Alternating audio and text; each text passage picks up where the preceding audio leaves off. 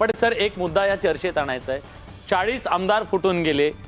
गेल्या 2.5 वर्षामध्ये ह्या आमदारांची यथेच्छ जे काही ट्रोलिंग आहे किंवा त्यांच्यावर आरोप एवढं सगळं झालं, त्यातला कुणीही आता असा दिसत नाहीये जो पिछाडीवर आहे किंवा काय. ते बहुतांश लोक जागा राखतायत असं दिसतंय.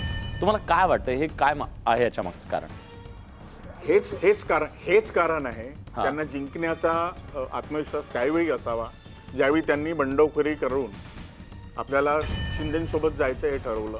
म्हणजे ज्याला वाटतं की मी अशी स्टेप घेतल्यानंतरही मी पुढे जे काही धोके संभवतात ते धोक्यांना पार करून मी पुन्हा राजकारणात यशस्वी होऊ शकतो, असा त्या लोकांचा, बऱ्याच लोकांचा आत्मविश्वास होता. त्यामुळेच त्यांनी रिव्होल्ट करायला, रिबेलियन करायलाही काहीतरी मनात लागतं ना, काही एक काय म्हणतात त्याला, फाउंडेशन लागतं. ते फाउंडेशन यांच्याकडे होतं आणि नंतर ॲडिशनल ताकद यांना बीजेपी आणि बीजेपीचीच म्हणलं, नंतर बीजेपीने यांना जी काही ताकद दिली त्या ताकदीमुळं मला दिसत आहेत की शिंदेसेना पण 34च्या ट्रेंडमध्ये दिसत आहेत. बरं, कोकणाबद्दलचे कल जे म्हणजे मान्य करावं लागेल की या दोन्ही पक्षांना जे पुढे जायचं आहे ते बीजेपीच्या सहाऱ्यामुळे, टेकूमुळेच हे जाऊ शकतील. मोठा झटका आता लोकसभा विसरा, आता लोकसभा विसरा, त्यातून सावरले, त्यातून जो धडा घेतला त्याचा हा परिणाम दिसतोय. बरं, पश्चिम महाराष्ट्रामधला जी लोकांचा पण विचार केला पाहिजे. लोकांनी काय दिलं? 21 जागांवर राष्ट्रवादी काँग्रेस, अजित पवार गट 15 जागांवर, मनसे यात कुठेही दिसत नाहीये. नाशिक बद्दल बोलायला हवा. उत्तर महाराष्ट्र एकूण 48 जागांपैकी 43 जागांवरची आघाडी जी आहे, ज्यात भाजप 16 जागा, शिवसेना शिंदे गट 7, राष्ट्रवादी काँग्रेस अजित पवार गट 6, काँग्रेस 2 जागांवर आणि शिवसेना उभाटा गट 2 जागांवर, राष्ट्रवादी काँग्रेस शरद पवार गट 5 जागांवर, मनसे एकही नाही. जेव्हा की नाशिक हा मनसेचा बालेकिल्ला होता महापालिकेच्या संदर्भात आणि इतर 5 दिसत आहेत. त्यामुळे आता हा ट्रेंड बदलतोय का हे बघावं लागेल. अगदी बरोबर आहे. आणि पश्चिम महाराष्ट्रात ती टफ फाईट आपण पाहिली, कारण पश्चिम महाराष्ट्रानं लोकसभेला साथ दिली होती ती शरद पवारांच्या राष्ट्रवादी काँग्रेसला. इथे कोकण आणि मुंबई या 2 रिजनमधली आकडेवारी इंटरेस्टिंग आहे.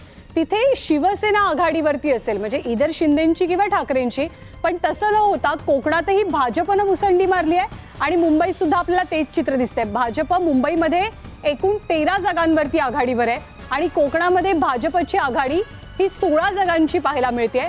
त्यामुळे महायुतीचे जे 167 हे सुरुवातीच्या कलांचे आकडे आहेत, त्यामध्ये भाजप स्वतः शतकाच्या अगदी उंबरठ्यावरती आलाय 96 जागांवरती. म्हणजे ECI नुसार खरं तर ती 100 भाजपनं पार केलेली आहे, पण इथल्या आकड्यानुसार भाजप 96, शिवसेना 36, राष्ट्रवादी 31. म्हणजे शिवसेना आणि राष्ट्रवादी यांचा समसमान परफॉर्मन्स जवळपास आपल्याला पाहायला मिळतोय. शिंदे थोडेसे पुढे गेलेत आता, पण इकडची बाजू जर का आपण पाहिली तर काँग्रेस आणि शिवसेना उद्धव बाळासाहेब ठाकरे त्यांचे आकडे या क्षणी तरी समसमान आहेत.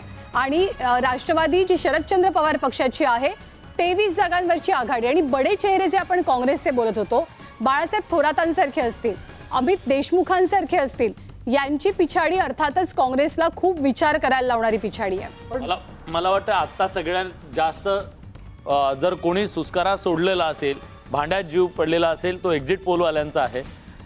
कारण ते थोडक्यात बचावले असं म्हणूया. हरियाणामध्ये जे झालं होतं, नाहीतर त्यांची आज वाताहत झाली असती हरियाणानंतर, आज जर ते कोटे ठरले असते तर. नाही, ECIची आकडेवारी पुन्हा बदलली आहे. म्हणजे ऑफिशियल वेबसाईटची BJP 111, ECIच्या वेबसाईटनुसार भाजप 111, शिवसेना एकनाथ शिंदे 58 आणि अजित पवारांची राष्ट्रवादी 35, तर काँग्रेस 20, उद्धव बाळासाहेब ठाकरेंची शिवसेना 18 आणि राष्ट्रवादी काँग्रेस शरद पवारांची 9 जागा आणि अदर्स आणि जे इंडिपेंडंट आहेत, अपक्ष आणि जे बंडखोर म्हणूयात आपण, 16 जागांवरती ती सर्व मंडळी आघाडीवर असल्याचे चित्र आहे. पण जर का हे ट्रेंड कायम राहिले तर म्हणजे सत्ता स्थापनेसाठी कुणा दुसऱ्या भिडूची, दुसऱ्या मित्राची गरज पडेल असं तर चित्र होणार नाही. मग 5 वर्ष त्यांना जे काही तेच घ्यावं लागेल. आशाताई बिर्गे देखील आपल्या या चर्चेमध्ये सहभागी झालेल्या आहेत. आपण ते येतील, मला घ्यावं लागणार नाही की अशा सिच्युएशन मध्ये ते स्वतः तुमच्याकडे येऊन बसतील. जशी वेगानं पुढे तुमच्याकडे येऊन बसतील, तसं वेगानं तुम्ही मुख्यमंत्री पदापासून थोडे खाली येत आहे का? आता प्रश्न इथे आहे की आपण डिस्कस करायला पाहिजे, ह्या 2 खालच्या 2 लॅडर्स आहेत ना, शिवसेना उभाटा 29 आणि राष्ट्रवादी 23.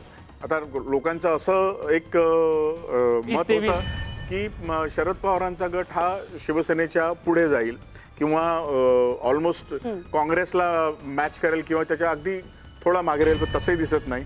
आणि इकडे दादा आणि शिंदेमध्ये जी सरकारमध्ये आपण 1 वर्षाची फाईट पाहिली ती मला इथे दिसते आहे.